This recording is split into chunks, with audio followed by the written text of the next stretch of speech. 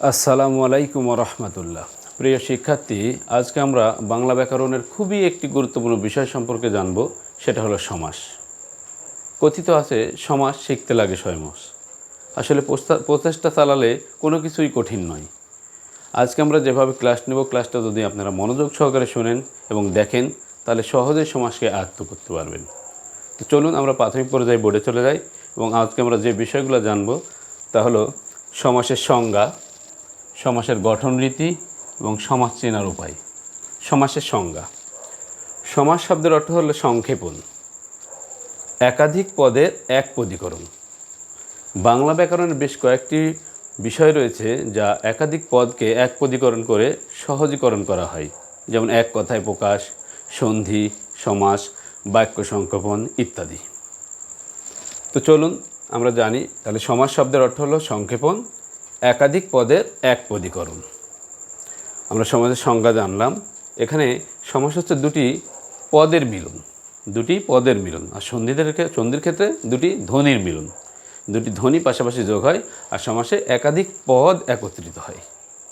চলুন আমরা একটা বাক্য লেখার মাধ্যমে সেটা তা জানি। যেমন এখানে আমরা লিখতে পারি সাহিত্য বিষয়ক সভা। সাহিত্য বিষয়ক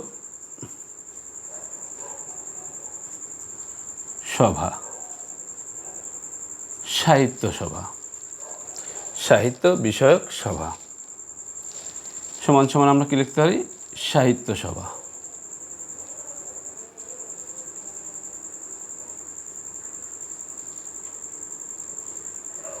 সাহিত্য সভা।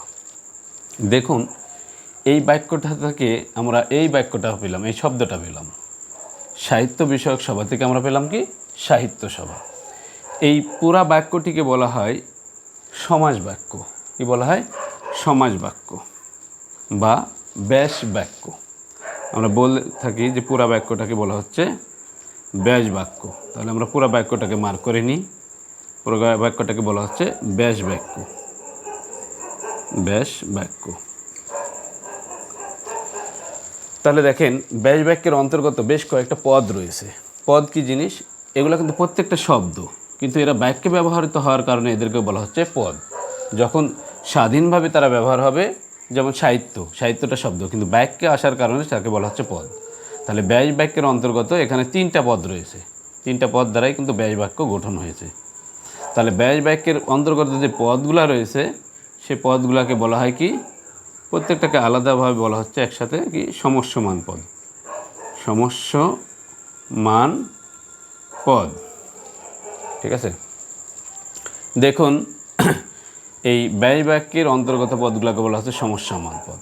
আর সমস্যমান এক পদগুলো একত্রিত হয়ে যে পদটা গঠন করতে হয় সাহিত্য সভা, সেটাকে বলা হচ্ছে কি? সমস্ত পদ।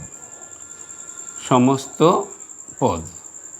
সমস্ত পদের 2টা অংশ থাকে। কয়টা অংশ থাকে? 2টা অংশ থাকে। এই সাহিত্য একটা অংশ, এটাকে পূর্বপদ বলা হয়।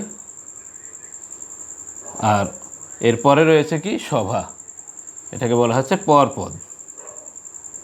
পরপদ বা আর একটা নাম বলা হয় এটার, সেটা হচ্ছে উত্তর পদ। তাহলে প্রিয় শিক্ষার্থী, আপনারা দেখলেন যে সমাস বাক্য কাকে বলে? সাহিত্য বিষয়ক সভা, এটা হচ্ছে সমাস বাক্য। এটা থেকে আমরা কি পাচ্ছি? সাহিত্য সভা। সাহিত্য সভার একটি নাম রয়েছে যে সমস্ত পদ। কারণ কি? এই সমগ্র পদগুলা এর মধ্যে লোকায়িত আছে, এজন্য একে বলা হচ্ছে সমস্ত পদ। সমস্ত পদের 2টা অংশ থাকে, একটা হচ্ছে পূর্বপদ আর একটা পরপদ বা উত্তরপদ নামে অভিহিত করা হয়। তাহলে যে বাক্যটা আমরা গঠন করছি, যে বাক্যটা থেকে, তাকে বলা হচ্ছে ব্যাস বাক্য। এই ব্যাস বাক্যের অন্তর্গত যে পদগুলো রয়েছে, এগুলাকে বলা হয় সমস্যমান পদ।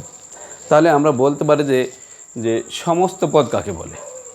তাহলে আমরা বলতে পারি যে ব্যাস বাক্য দ্বারা গঠিত পদকেই সমস্ত পদ বলা হয়। আবার এভাবে বলতে পারি যে সমস্যমান পদ দ্বারা গঠিত বাক্যকেই সমস্ত পদ বলা হয়। আবার বলা যেতে পারে যে সমস্যমান পদ কাকে বলে? তাহলে আমরা বলতে পারি যে ব্যাস বাক্যের অন্তর্গত পদগুলোকে সমস্যমান পদ বলা হয়। আবার এভাবেও আমরা বলতে পারি যে ব্যাস বাক্য কাকে বলে?